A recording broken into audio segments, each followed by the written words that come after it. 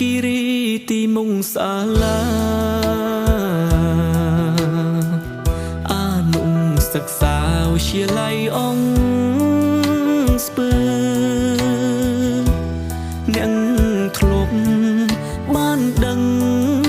បងធ្លាប់បានលឺពួកខ្ញុំបានលឺផ្ដងវាចាបន្ទប់ថ្នាក់រៀនជួបគ្នាល្ងាចព្រឹកបែងដងផ្ដើមនឹកដល់ការសិក្សានឹកពាក្យសំដីក្រុមកាយវិការនៅតែសាលានឹកមិត្តក្រុមគ្នានឹកមិត្តនឹកភាំងធ្លាប់រាំងទាំងសួរនឹកដល់លោកគ្រូសុខទុក្ខយ៉ាងណានឹកពេលចេញលេងរត់លេងលោឡាតើពេលនេះណាអ្នកនឹកខ្ញុំទេ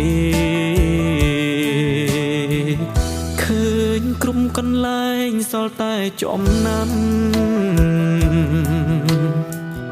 ដំជាប់ចងចាំមិនភ្លេចនោះទេទួងឃ្លាតទៅឆ្ងាយស្រុកឯងស្រុកគេតែមិនភ្លេចទេសា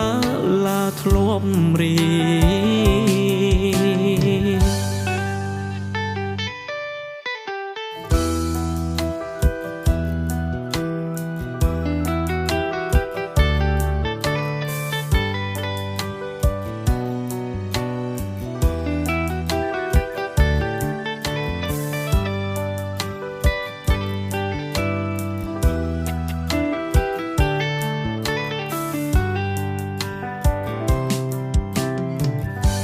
ននឹក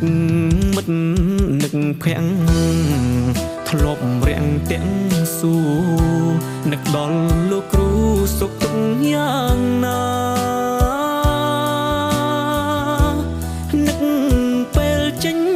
លេងរត់លេងលោឡាតើពេលនេះណាអ្នកនឹកខ្ញុំទេឃើញក្រុមកន្លែងសល់តែចំណាំ